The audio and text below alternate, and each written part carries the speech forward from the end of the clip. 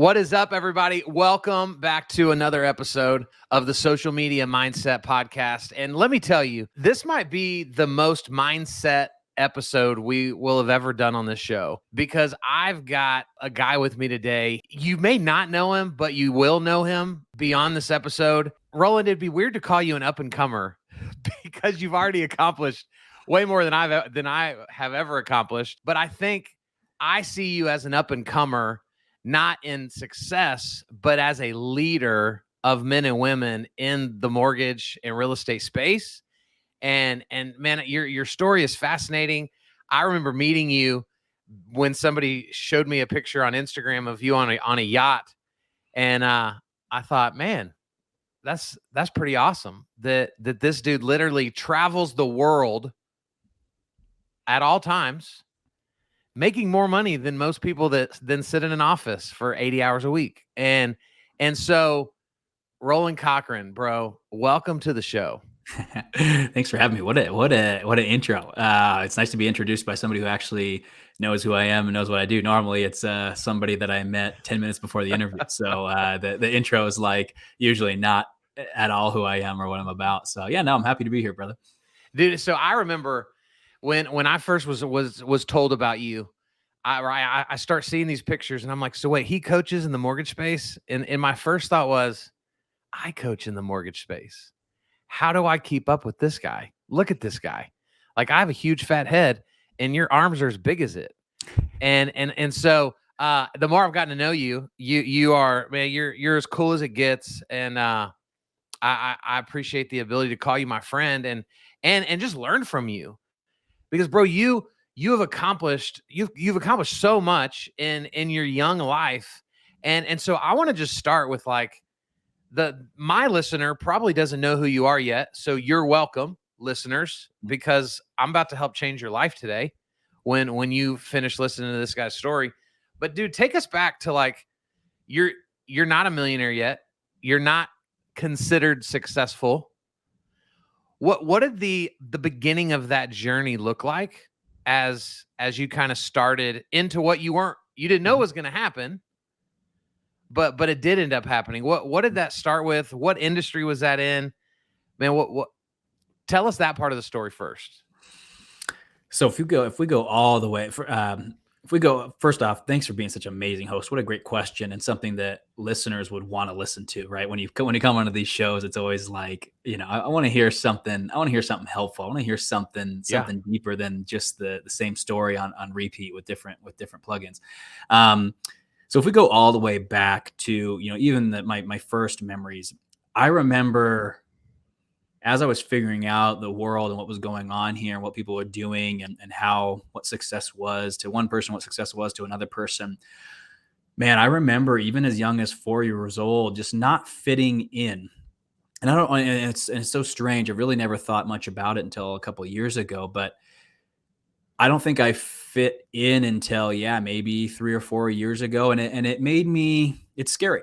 You feel alone. Here you are in a world full of people, amazing parents. That's great parents. We were poor, but like they were poor by choice, right? Mom was stay-at-home mom. Dad, declined pay raises and job promotions to not be in management. Family was everything to them. So here I had what would look like the recipe to not feel alone, to feel supported. And I didn't. I felt there was something about the way that what everyone was doing around me and what everyone was talking about and wanted to do felt very not okay.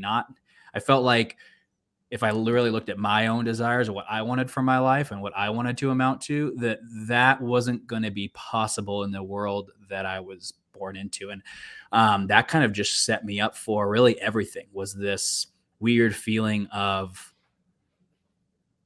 if I'm designed like this, how on earth am I going to pull that off in this world? And it was a scary, lonely, I had a lot of anger issues as a child. It was just it was a very scary, angry place. But as you can imagine, what else would you expect? If the world wants you to be different than what you want to do deep down in your heart, wouldn't that upset anyone? And so that was kind of my life for the first, 25 years.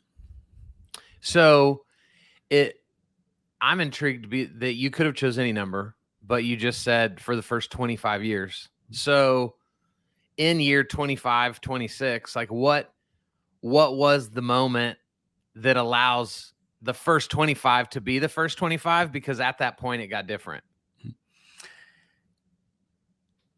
I realized that no one really knew what they were talking about, right? So I started. One thing that I did really, really well that a lot of people don't do was if you're going to solve something, you need to go about how to solve it. I mean, it's not going to solve itself on its own. And, you can watch YouTube videos and read books, but there is a limit to that. So I really got in with the people. I mean, I went to my first private practice conference with a bunch of doctors when I was 18, 17, before I was even in undergrad. And then I had another 8 years to go before I'd get my doctorate. And so I'm talking to these doctors who some of them own like 100 practices. Wow. And what I realized with all of them is there was so much conflicting advice, right? He's got this guy over here telling him scale up like crazy, borrow Wall Street money. We got this guy over here saying, stay nimble. The industry is changing. You got this guy over here telling me how happy and awesome he is, yet he's cooking through marriages, and he certainly doesn't look that happy. And then I got these broke people who are like barely pulling, if they're lucky, 100K. And I got these people who are just happy with their business, rocking and rumbling the way it is, they're lucky if they hit six figures. So I just realized who's right. I mean, everyone's got these problems with something, right? Even the guy who's got the 100 practices has got problems of some kind. I mean, everyone has some sort of problem. So again, I guess I just stopped believing everyone. And that happened right around age 25, which was cool because it opened up the possibility. Well, if no one's right, then then to some way I have equal chance at being right. Right. I mean, if no one's figured it out, I could be the one to figure it out. So this is such a fascinating concept. And so my thought immediately goes to, in your coaching program, which, guys, in a little bit, we're going to talk about it. How do you coach someone through this decision in their own life, and who is right? Who's the closest to being right? Like what skill set do we need to be able to ultimately determine what that answer is? There's two ways to become successful.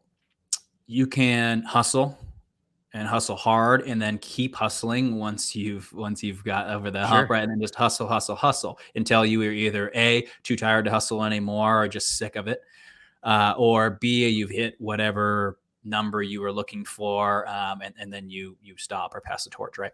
So that's option one. And I would say 99.99999% of people choose that route. Okay. But there is a small group of people, and I think you'll find these small group of people are the ones we admire most, who do it, who choose option two. And what option two is, rather than this mad, chaotic sprint to the finish line or to whatever it is that you're chasing after, their approach is a little different. They stop and they say, ooh, I'm really, really good at that. 90% of people are choosing me or coming to me because of that. And they really stop and focus on that, rather than, your first instinct would be to, get impulsive and apply a bunch of business principles to whatever that thing is. And that will work. But I think the top percent, the Barry Habibs, the Dave Savages, the Renees, the people who are just find a way to what looks like just hack life and just like bypass all the BS. That is not luck. That is because they chose option two, which option two is leveraging your unique ability, your unique message, your unique brand identity, leveraging that and turning a business into it, right? So creating a following, creating a tribe, creating a reason for people to look at you. And then scaling that up, however that looks for you. All the people that I just named are doing very, very different types of businesses. There's no right or wrong, but it's that option too that I did, and I bypassed. A lot of super successful people who hustled, sure, don't like me because they feel as if I cheated or as if I'm a fraud or something. Hey, bro, people are giving me their money. I'm not twisting their arm, or it's not a pyramid scheme. It's Right. it's actually the opposite of a pyramid scheme. I coach 45 people a year. At an ultra high level for an ultra high price. It's not a pyramid scheme. It has a very hard cap. And then I don't make any more money beyond that unless I'm investing it or something like that. So it's not cheating. It's just called making a career out of being yourself. Well, and I would imagine, bro, that like some of these people that don't like you, that they're grinding 90 hours a week, making good money, but then they see that, you're traveling and you're making a lot of money too, but the way you're doing it looks very different, far more enjoyable, far more relaxing. And I can see how like that's frustrating to people that bought in to option number one, which is what most people, that's all they understand is, well, the harder I work, the more money I can make. And gosh, that's a train that doesn't really stop, because once it does, all that goes away. Well, I think that's the trap right there, Kyle. The trap is, I like making 1.2 million a year. If I work less, I'll make 800. I don't like that as much as 1.2. That's the trap in their head that they're in. When in reality, that service just needs to get provided at some way, and you can decide how you want to deliver it. And if you deliver it and deliver it well and still make the 1.2 million without working, that's totally fine. The people have this perception that they need to be the one driving it. And I always use the analogy of Elon Musk. If Elon Musk was a realtor or a loan officer, bro, he would not be giving his cell phone out number to no one. Yeah. He'd go to the bank, get a loan for $100K for payroll, assemble a team, get the thing rocking and rumbling, and then he would go out and do the high level task, which is speaking, direct outreach, networking with. I always tell people this: if you think that you have to work to make money, go to the country club closest to you right now and just sit by the first hole and watch the people who are coming there. They are far from retired, and they own maybe some of the biggest, most successful real estate mortgage companies in the area, and they haven't touched a file or met with a client in years. So we respect people who run great businesses. That's the reality of it. And so I want to kind of jump back into your story, because you made a bunch of money in a space that isn't called mortgage and real estate. and then and I don't even know if I fully know the full story as to how this transition happened, but here you are, wealthy. You obviously know how to scale and run business, and then ultimately cash out of those businesses. And then you just decided, I think I'm just going to take my talents, like LeBron, right? When LeBron announced that he was taking his talents to South Beach, here's Roland Cochran going, I think I'm going to take my talents to the mortgage world. Right. So how does one go from figuring out how to solve problems in the medical field, which is where your wealth was originally created, to just jumping into the mortgage space? Like, how does that even make sense? What'd that decision process look like? So you'd be surprised. There's really no difference between real estate, mortgage, and medicine. And we are all licensed professionals. People come to us either because of our branding, our message, or they're referred to us. In my particular area of practice, it was a specialty. So 100% referral, 100%. No one's just coming in. They can come in, but that's just the nature of, it's like with mortgage. They should go to you first. They don't. They call their realtor. It's just kind of the nature of the beast. So, so I wouldn't say I'm a genius. And if you told me that I needed to start a hard seltzer company and make it successful in a year, I don't know if I'd be able to do that, because I'm not a business genius. Here's what I know. I know who I am. I know what I'm good at. I know what I'm capable of.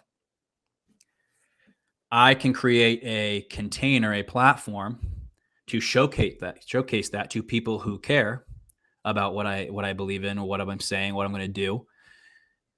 Because so few people know who they are, know what they're good at, and know what they're capable of, you can just see me. I don't care if you're a 90-year-old woman or a 12-year-old. You see someone who knows what they are, knows who they are and what they're capable of, you work with that person. It's just it's so rare that someone believes in themselves these days enough to be unique, enough to when you see me, I don't care about the money. It's just it's written everywhere. It's written all over me. Even if I pull up in my R8, you still know it's just I just bought it to break false and limiting beliefs because I figured it'd be nice to own one once, right?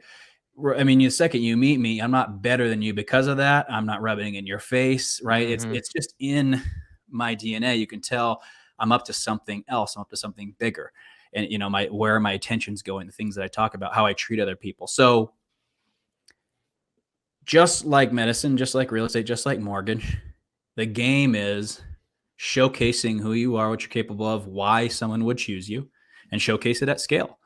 Doesn't matter what you're offering. It's the same stuff. So what I would say is I'm in the referral and relationship business of showcasing what someone can do for you. Then, yeah, obviously, do you need to systemize the back end so that when a client comes in, money spits out on the back? Yeah, absolutely. That's business, but that's the boring part of business. That's the stuff that get in there, get your systems together, tune them up, make sure that they run, and make sure that you have a system for the system so that they keep continuing to run better and better. But in the end, that's not the game, brother. The game is positioning yourself the way that you were designed to be. And when you do that, you could be a Baskin Robbins, it could be Subway, it could be a mortgage office, a real estate company, it could be a sports medicine practice. It doesn't matter. That's what it is. I mean, think about the people you admire.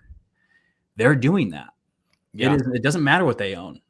They're doing that. Elon Musk, look at the guy. Guy owns I don't know how many companies. We don't know all of them. We don't even care. We don't ask. Same with Mark Cuban. It's not an issue. I know what Mark Cuban does. I know what he stands for. I know that I'm confident that he knows who he is and what he's capable of. And therefore, I want to know him. I want to be around him. I want to invest with him. Bro, that's the game here. It's the connection economy, the spiritual economy. That's the only game we're playing now.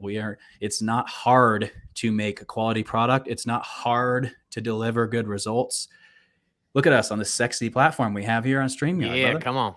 Right? I mean, it's not difficult. Quality is not difficult anymore. It's your unique approach, your unique skill set. There's so many ways that I want to go from right now. I think I'm going to take a selfish lane first. Go for it. This is my podcast. I can do whatever I want.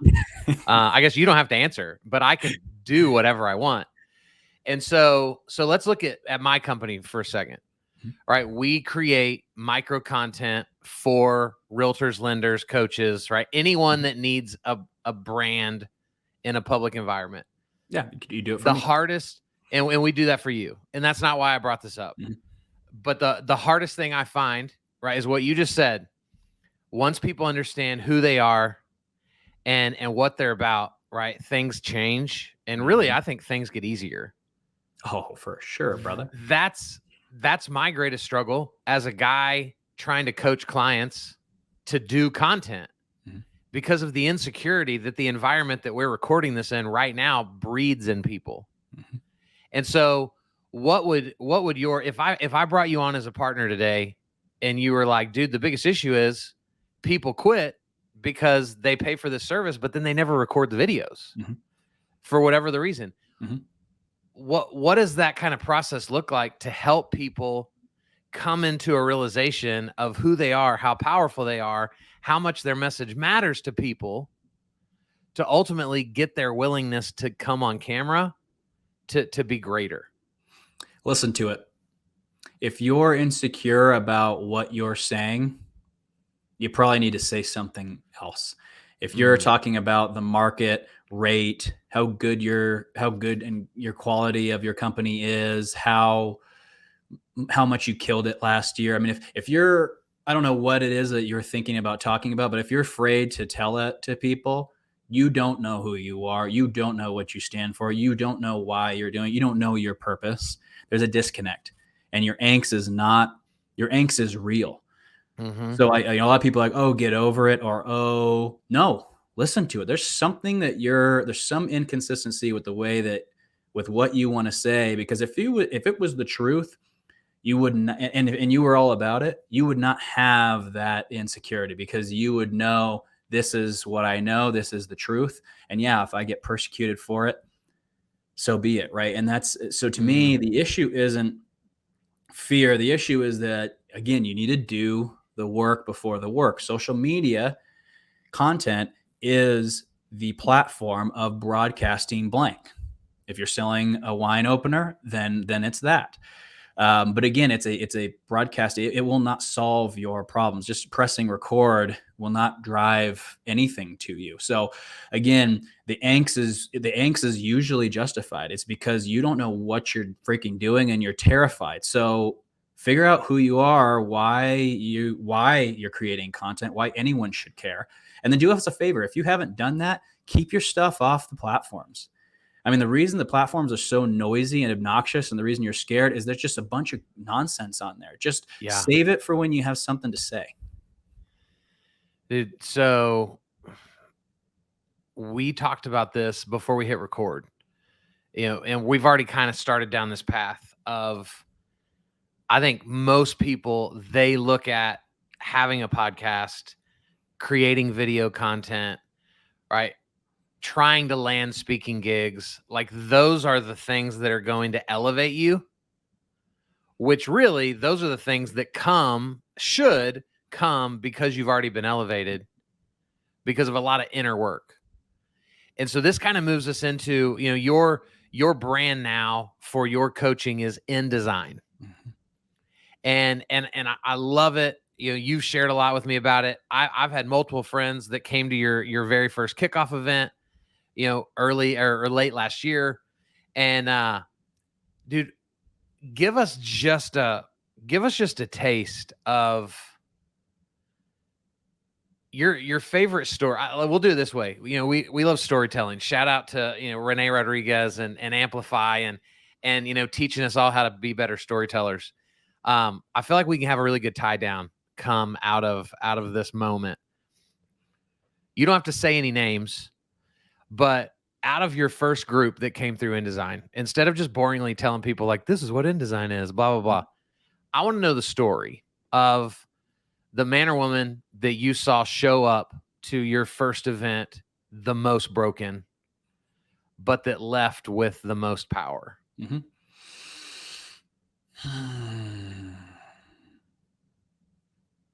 I mean, it was every single person, and so it's hard to pick. And again, this isn't because I'm a stud. It's because the InDesign formula is, I mean, I'm sure you've talked to a couple of people who have been, I mean, the InDesign formula is baller, brother. Like when I invented that thing, or when I was prompted to create it, however it came out of me.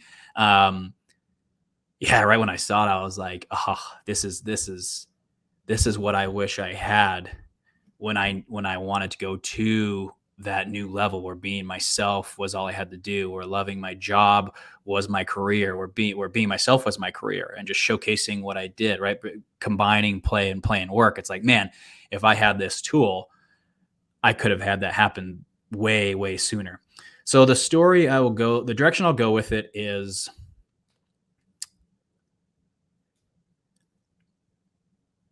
so with this particular individual, there was this moment of letdown when, after 15 years in the mortgage space, there's this moment of letdown, basically. And it's this moment where you realize that you're mediocre, despite sitting on 15 million, despite having a $4.3 million house, despite having 2 vacation homes that are over $1 million, despite blah, blah, blah, despite it all, you still feel just as average as you did when you started. And I don't think this is abnormal. I think this happens to every single person because we put success on such a pedestal. Now, everyone says, oh, it's easy for you to say that once you've got the money. Everyone always says that line. But that's not the recipe. The recipe is they put that on the pedestal, they got it, and then just like everything, I mean, come on, just like everything we've ever gotten, the idea of it was way better than getting it. And that is, everyone would say, oh, that can't be with 20 million. It is with 20 million, and it is with 50. Like, brother, look at these people in the world. I haven't met a lot of them, but I mean, They ain't happy unless they're doing work that makes them happy. I mean, that's the recipe. That is. So that was the story with this particular person. And I think the thing that changed his life within design was that reframe of, bro, you ain't mediocre. You're just mediocre because the way you are playing, you're playing too small. The business you've built, the things you allow yourself to do and not do, yes, that is mediocre, but you aren't, right? So that tension, being pissed off of being mediocre when you know you're not, he just had the story wrong. The story wasn't you're mediocre. The story was, if you're going to keep living your life this way, you're going to feel mediocre and you will not do what you're put here to do.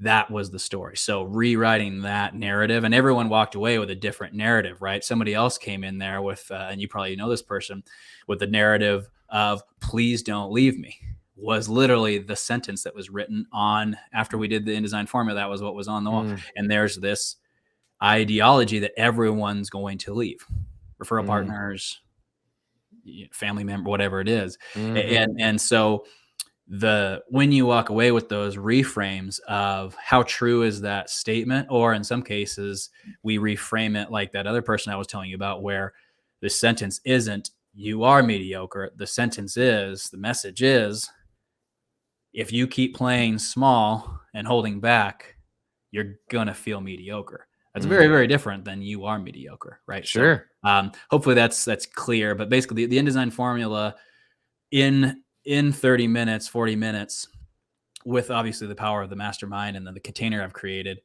stuff like that comes up. Now it's more powerful than just that sentence. Sure. I mean, if you look at the substance of that, it's no longer I need to learn more, read more, hire more coaches. I can't yet. No, that's not what it is. What it is create a different platform where you're not mediocre. Create a platform where you're actually thriving. I mean, in the end, isn't that what we all want? 100%. And I love that you use the frame, or the word reframe, because I think, for most people, we've just allowed a certain frame to come into our lives that speaks lies into us and about us, none of which are true.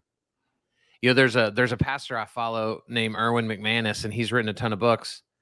And his favorite quote of that I've read from him is, how many times in life do you think you've failed, but in the reality, the only thing you did was quit? And we just walk around feeling like failures when we haven't failed at anything. We just chose to quit. And it's such a powerful way to really look at mindset. And what's fascinating, is for me personally, I can be so dedicated to the way I love my family, the way I love my team, the way I lead my team, the way I create content, right? I can't tell you the praise that people are always giving me for, like, man, you're always doing videos. You're always in front of people. Like, I just wish I could do, but then for my physical health, it's like, for whatever the reason, the sacrifice isn't willing. Like, I'm not willing to sacrifice what it takes to get there, like I am in other areas, right? Like, very few people that I've ever met can truly say that, like, well, I've just mastered my mindset in every realm of my life. Because you can have really rich people with six packs that are on wife number 7, right? And so why is it, Roland, that, like, we can flip that switch for some things, but then that literal switch that was so easy in that area is in this gauntlet that we can't seem to get through and turn on for another area of the same life? It's because you don't know. It's because you don't yet realize how to use it. So my aha moment of my life, and everyone throws that word around, but this was the moment that changed my life. And it's not like a lot of people, it's like, oh, I almost drowned to death, or I Sure. save this person of a burning car or something. No, bro, I was laying on a couch in an Airbnb in Asheville, North Carolina, and just listening to an audiobook. I mean, there was nothing more going on, but something that was said in the audiobook triggered a thought process. And yeah, I heard a voice almost, it's probably thinking, but regardless, said, I kind of told myself, oh my gosh, I haven't been doing it wrong. I've been doing it right. I'm just not, it's not that I'm not enough. It's that I'm not enough yet. And that was very, very different, because for those first 28 years of my life, it was, I'm not enough yet. And so everything was coming from this place of, I need to learn, I need to hire this person, I need to get this coach. There's time, I've spent almost 7 figures on coaching. Probably by the end of this year, I will have spent $1 million on coaching services.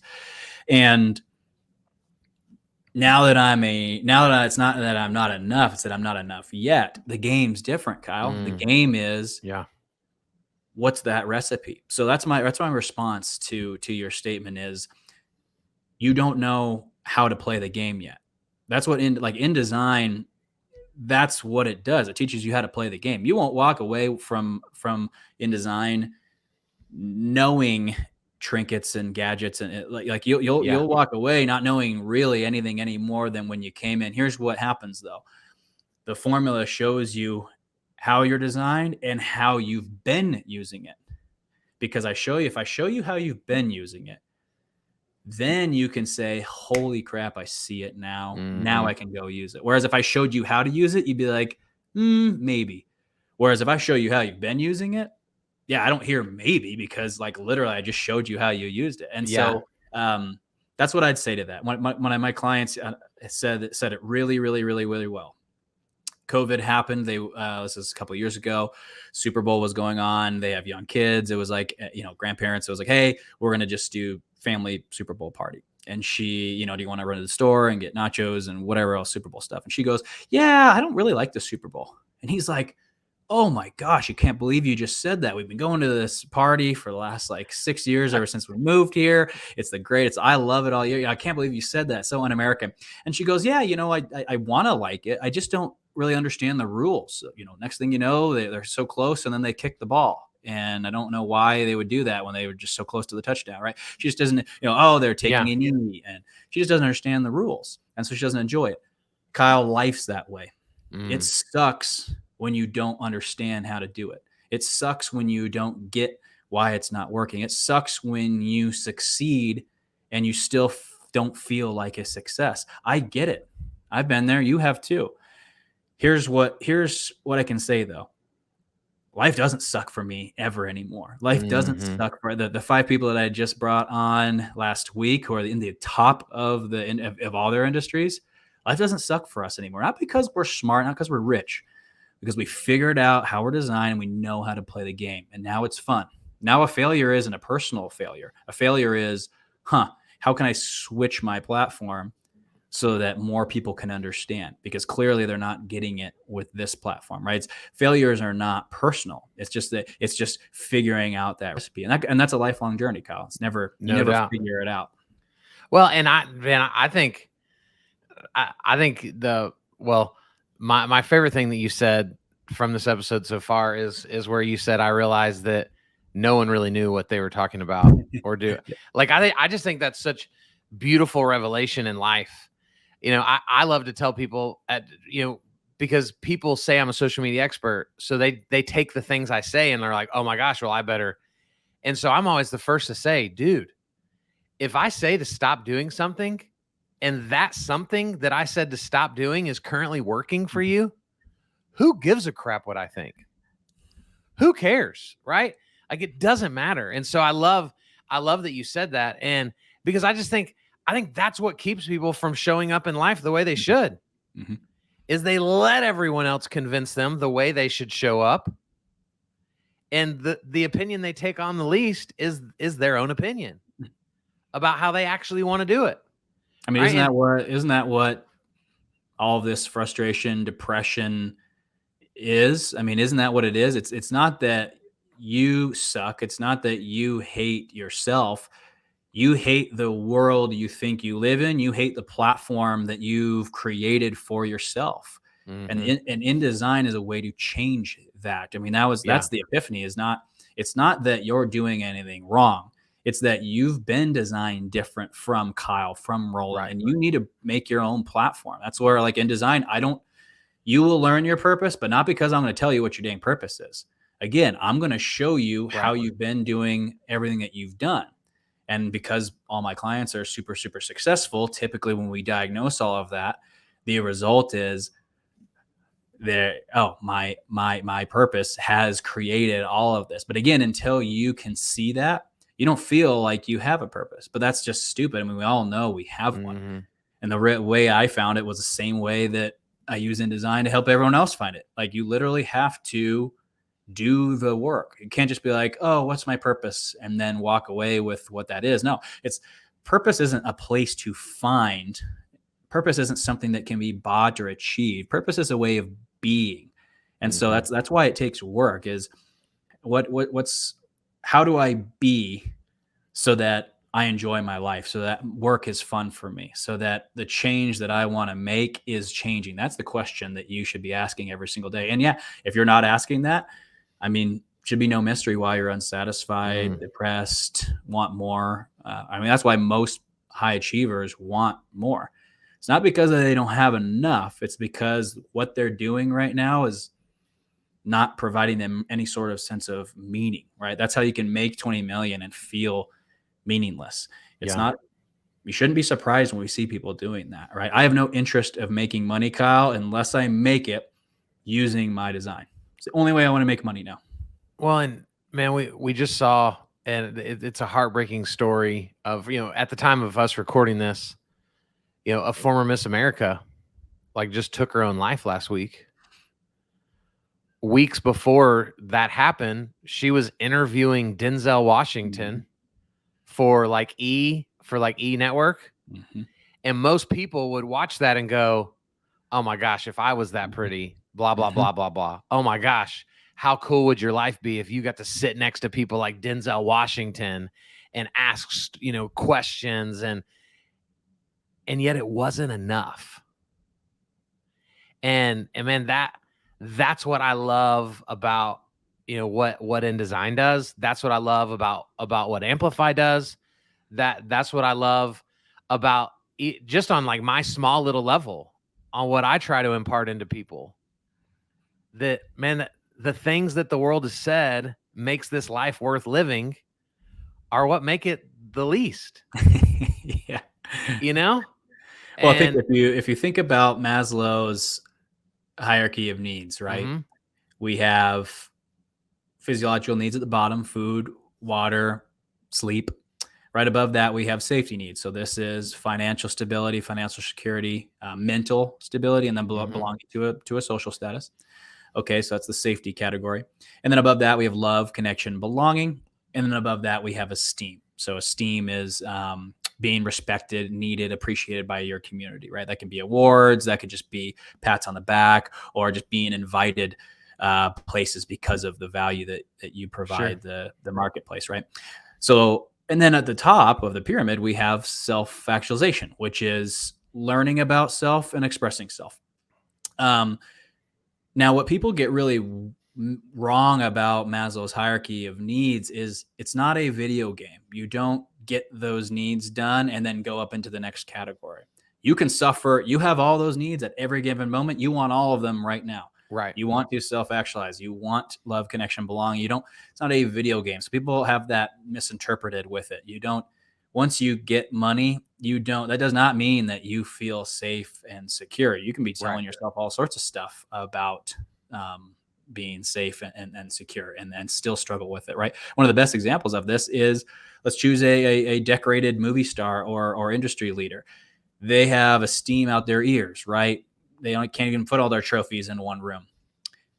Yet they might not have any meaningful connection in their life. And we see them, they'll take their own life. They'll do what, so again, that's issue number one, is that they think that it's an ascendancy model. No, You have all of those needs at every given moment. Second thing that everyone gets wrong is the shape of the pyramid. It is not that self-actualization is better than safety needs. The size of each shape on Maslow's hierarchy is about the attention that's drawn from you when those needs are unmet. So if you are lacking love, connection, belonging, you're going to, by our human design, you're going to want to figure out how to become more connected and more loved, more than getting esteem and actualizing, because of the shape of it. And if you think about how we're designed, it's pretty important to look at the base of the pyramid: physiological needs, food, water, safety. It's pretty important, or you'll be dead, right? And then the one above that, creating a platform to stand on for safety.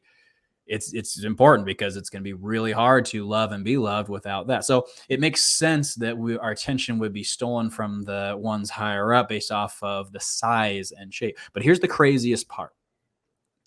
Those bottom four needs: esteem, love, connection, belonging, safety, physiological needs. The more we get of those, our motivation to get more goes down. So you cross 20 million, your thirst to get 50 million, not nearly as much to get 20 million, right? Your hunger for your first million, nothing like what it's going to be for your second, right? So we've been designed to want it less and less. Love, connection, belonging. Once you're having an amazing relationship and you got like 70 friends, you're not like going to the mall on Friday trying to pick up another friend. You've got a ton. You're going to his house, right? Same for esteem. You win a ton of awards, you get decorated. I mean, how many more do you need, right? We've been designed to become less motivated to get all of those, which is crazy to me, Kyle, because those things that I just mentioned are what everyone is talking about, everyone is chasing, yet by design, and this is psychological. You could read Maslow's books. This is measured stuff that they've tested. By design, you become less motivated to get more of those things that everyone is talking about and chasing. But here's the wild part. If you look at those two elements, the more you learn about yourself, the more you want to learn, the more you express yourself, the more you want to do it. It makes you wonder, Kyle, what are we doing here? If that's the only need that by human, and by the way, this is every human. Doesn't matter if you're in Nigeria, doesn't matter if you're in Iceland, Los Angeles, every single person is designed this way. So it makes me wonder, if that's the only need that we've been driven to want more and more and more and more and more of, why are we giving that one the least amount of our attention? Yeah.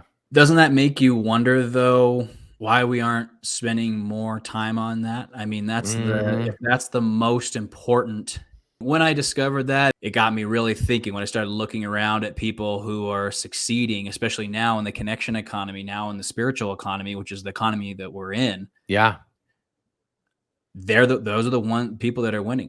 The people that are taking the time to learn about how they're designed and then building a platform to express that in the world. And it doesn't matter. It could be real estate, mortgage. You can be a person and still crush it and dish out mortgages and homes. People need mortgages and homes, and people need to pick someone. So why not pick somebody that you connect with, that you resonate with? And I'll tell you this right now, the most attractive thing you can do for your brand is to become someone who wants everything that they have. Because in a world where scarcity is everywhere, that even people who have 100 million still are running around saying you don't have enough, get more. In a world where you want everything that you have, you will be one of the very few people who has enough. And dang it, Kyle, that's attractive. Heck yeah. Man, I love it. My last question to you is, last week you already mentioned it. You brought on, 5 of the most well-known people in the mortgage industry, spent 30-ish minutes with each of them in a live environment. And so I'm assuming there's probably a way for people to go see the replays of those. And we'll talk about it at the end, and we'll put it in the show notes.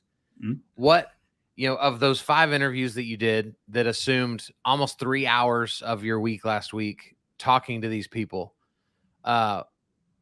what takeaway stood out to you the most that one of them said that just kind of left you going, yeah, that's good? Well, I don't think it surprised me at all because I asked the question for this exact reason. And it was the last question that I asked every single interviewee, which was, what's it feel like to know who you are and know what you're capable of?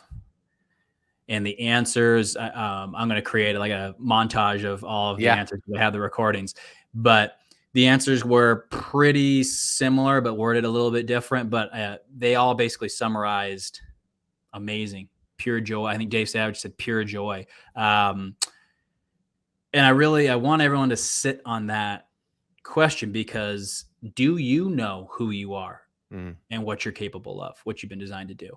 Right. I mean, a lot of the fact that these people could answer it with a positive yes. And you look at that, and I did not just bring in billionaires and millionaires. That was not the point of it. The reason I chose those 5 was it was honestly hard to find 5 people in the housing industry who are living in design. It's just it's a very distracting, busy world where everyone feels like they just need to get more and be loud. And I wanted to find people who've made a career out of being themselves. And that's why I chose the 5 of them. But yeah, that's what I would have. That's what I'd leave everybody with. Do you know who you are? Do you know what you're designed to do? Do you know what you're capable of? And then listen to how all of those people responded to that question. Yeah. And let that one soak in, because if you can't answer that, that is the answer to all of your other questions. Why do I not have enough money? Why do I not hate my job? Why do I feel lost? Why do I feel like this isn't enough? Because you can't answer that question, and it's not a difficult question. Right. So good. So good, bro. I knew this episode was just going to be freaking fire. I knew it. And so, bro, how does everybody connect to you? What do we need to put in the show notes for them to be able to find you online, social media, InDesign, website, all that good stuff? Easiest way will be to, and there's a you can read, and there's a way on this page to reach out to me. So it's ROLANDCOCHRUN.com, ROLANDCOCHRUN.com/live in design. That'll take you to the live in design landing page. Now, again, I'm not saying you're a good fit for InDesign. I'm not even going to say that there's room in an upcoming InDesign. However, just go into that page. It'll show you what I'm about. It'll show you what InDesign about, and then reach out to me after you've read it. Again, whether you think you're a client for it yet, or it's in your future, or you just want to hang out and connect with me, read that and just see how it makes you feel. Then reach out to me, and if we need to have a conversation, then cool. And if not, but otherwise, find me on social media, man. I mean, I work barely 12 hours a week. And so I'm very accessible. You can text, you can hit me up on social. I'll reply pretty quick. Cal, you can vouch for that. I'm a pretty accessible dude. I keep my demands low so I can be present for the people that need me. So reach out to me. Follow me on social, Roland Cochran, on both on Facebook, Instagram. But yeah, I'm here for you guys. Listen, it's just about everyone making a career. We all want 2 things, literally, and this is all of us, making a career out of who we are and what we love to do. And then number 2, being appreciated and recognized for that unique thing that you're bringing into the world, and know that you would be missed if you were gone. Those are 2 things we want. If that's what you think about all day, then you're my people. Come on. I love it. I know, random midday decision to record something. Dude, you know what? Sometimes the greatest conversations come out of the spontaneity in life, and not the planned. So absolutely. Yeah, thanks for having me, brother. I love hanging out with you. I love staring at your face. Yeah, come on. You and my wife, the only 2 people. Guys, thank you for listening to another episode of the Social Media Mindset Podcast. We'll be back real soon with another cool person with an even cooler story. See y'all later.